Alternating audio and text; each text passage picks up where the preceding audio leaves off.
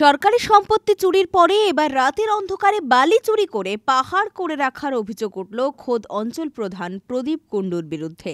নদী থেকে বালি চুরি করে প্রধান অবৈধভাবে কোনো কাগজপত্র নিয়ে বিক্রি করছে, পাচার করছে বালি।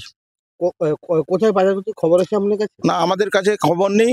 আজকে রাত ধরতে পারিনি। আসার পরে 3টা গাড়ি দাঁড়িয়ে আছে, 4টা গাড়ি দাঁড়িয়ে আছে। পুলিশকে আমরা আমাদের আমিন সাহেব পুলিশ প্রশাসনকে বিএলআরকে জানিয়েছিলেন। ওনারা এসছেন তৎপরতার সহিত সব কিছু। কোথা থেকে বালিগুলো মজুত করেছে? ওই সমুদ্র থেকে সম্ভবত বালিগুলো তুলছে অবৈধভাবে। ওদের কি রয়্যালটি রয়েছে বলে আপনার মনে হয়? না, কোনো এখন পর্যন্ত কোনো কিছু প্রশাসন থেকে আমাদের বিএলআর থেকে এখন পর্যন্ত কোনো কাগজপত্র ওনাদের কাছে দেখাতে পারেনি। বুধবার রাত্রি 10টার দিকে 3-4টে ডাম্পারে জেসিপি বালি ভরছে। এই দৃশ্য দেখেই কাঁথি 1 নম্বর পঞ্চায়েত সমিতির বিরোধী দলনেতা তথা আইএনটিটিইউসির রাজ্য সম্পাদক আমিন সোহেল ঘটনাস্থলে গেলে ঘটনাস্থল থেকেই গাড়ি চালক এবং অন্যান্য ব্যক্তিরা পালিয়ে যায়।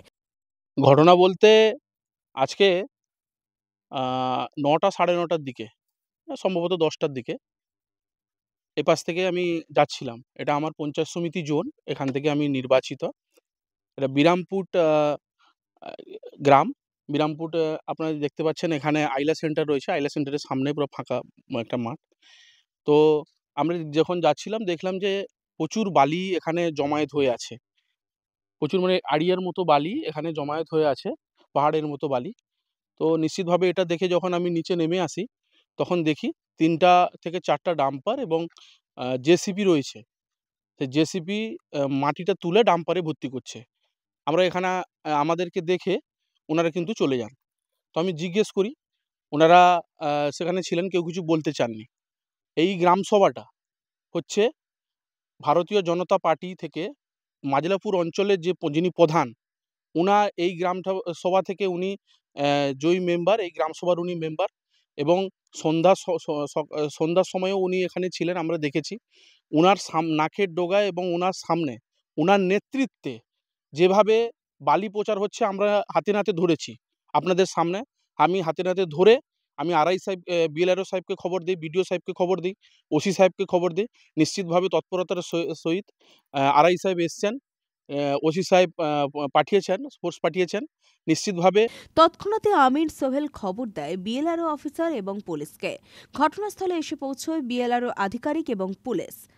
ঘটনাস্থল থেকেই আমির সোহেল জানিয়েছেন, আমরা এই যে বালি পাচার হচ্ছে বেআইনিভাবে, যে বালি মাফিয়াগিরি, এখানকার বিজেপি পরিচালিত পঞ্চায়েতের প্রধান প্রদীপ কুণ্ডু যেভাবে পরশুদিন সেই বিদ্যালয়ে ইট চুরি করেছিল, আজকে সেই বিদ্যালয়ের সামনে বালি পাহাড় করে সেখানে বালি চুরি করছে। আজকে ভারতীয় জনতা পার্টি এই কয়েকদিন ক্ষমতায় এসে ইট চুরি, বালু চুরি থেকে শুরু করে, কোথাও গাছ চুরি থেকে সরকারি গাছ চুরি করে শুরু করে এখানে এইসব শুরু করেছে। আজকে নদীর সেখান থেকে যে মাটি নিয়ে এসে আজকের দিনে দাঁড়িয়ে আমাদের সমুদ্র উপকূলবর্তী এলাকায় সেখানে বেআইনিভাবে সেখান থেকে কোনো পারমিশন ছাড়া সেখান থেকে বালি নিয়ে এসে গেলে এখানে জমায়েত করছে এবং এখান থেকে প্রত্যেক দিন ডাম্পার গাড়ি যায়। আজকে দীর্ঘ 10-15 দিন ধরে চলছে, আমরা আজকে হাতে নাতে ধরেছি। এর জন্য পঞ্চায়েত প্রধান যুক্ত রয়েছে, বিজেপি নেতা যুক্ত রয়েছে।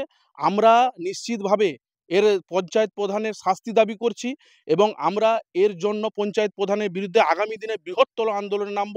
অপরদিকে কাঁথি 1 নম্বর ব্লকের বিএলআরও অফিসার আধিকারিক জানিয়েছেন, ড্রাইভারদেরকে যতক্ষণ না পাওয়া যাচ্ছে ততক্ষণ সঠিকভাবে বলতে পারছেন না ঘটনাটি কি। দেখুন, আমাদের কাছে আমরা কন্টাইবান বিলের অফিস থেকে আসছি। তো গ্রামবাসীরা একটা খবর দিয়েছিল আমাদের, আমরা ফোনে সেই খবর পেয়ে আমরা এখানে এসেছি। তো এখানে এসে দেখছি যে বালি স্ট্যাক করা আছে। এটা কোনো কাগজপত্র আমরা এখনো পাইনি, কারণ আমরা এখনো মালিককে খুঁজে পাইনি। ঠিক আছে, এখানে এসে 3খানা গাড়ি পেয়েছি, তার মধ্যে একটা লোডেড গাড়ি ডাম্পার। তো সেই গাড়ির ডাম্পারের মালিককে এখনো আমরা পাইনি। আমরা এসে দেখেছি না, চালককে পাইনি। ফাঁকা গাড়ির একটা ডাম্পার ছিল, তার চালককে পাওয়া গেছে। গাড়িগুলো আপনারা সিজ করছেন? সিজ করতে চাইছি, কিন্তু সিজ করার জন্য আমাদের মালিককে দরকার, কারণ আমাদের গাড়িটাকে টেনে নিয়ে যেতে হবে। তবে তিনি স্বীকার করছেন যে বালি পাচার হচ্ছে। হ্যাঁ, স্ট্যাক তো হয়েছে অবশ্যই, সেটা তো আমরা দেখতেই পাচ্ছি। যা আমরা হিসাব করে দেখলাম, আড়াই সাহেবও দেখলেন, তো 27,000 CFTর মতন বালি হয়তো স্ট্যাক করা আছে, ঠিক আছে, আমরা সেটা এই মেপে দিলে বালিগুলো বলতে কোথা পারবো। থেকে এসছে বলে আপনারা খবর পেলেন? বালিটা এসছে কাছাকাছি, খুব কাছাকাছি থেকেই নাকি এসছে, তো আমরা তো সেটা বলতে পারবো না যতক্ষণ না আমরা ড্রাইভারে পাচ্ছি। সমুদ্র থেকে বালি কোনো রয়্যালটি বা কোনো কিছু না না, সমুদ্র থেকে তো রয়্যালটি দেওয়া হয় না, একমাত্র যদি লিগ্যাল খাদান থাকে বালি সেখান থেকেই তোলা যায়, ঠিক তাহলে আছে, ওর তো বিরুদ্ধে এখান কি থেকে ব্যবস্থা আশা নেওয়া করছি। হচ্ছে? হ্যাঁ, ব্যবস্থা নিতে গেলে আমাদের মালিককে খবর নিতে হবে আমরা এই স্ট্যাকটা কে করছিল, কারণ এই জায়গাটাও এখন সরকার সরকারি জায়গা, তো সরকারি জায়গায় কে বালি স্ট্যাক করছে সেই খোঁজটা আমরা নেওয়ার চেষ্টা করছি, সেটা পেলে আমরা বলতে পারবো। তাহলে কি সমুদ্র উপকূল থেকে বালি চুরি হচ্ছে বলে আপনি মনে করছেন?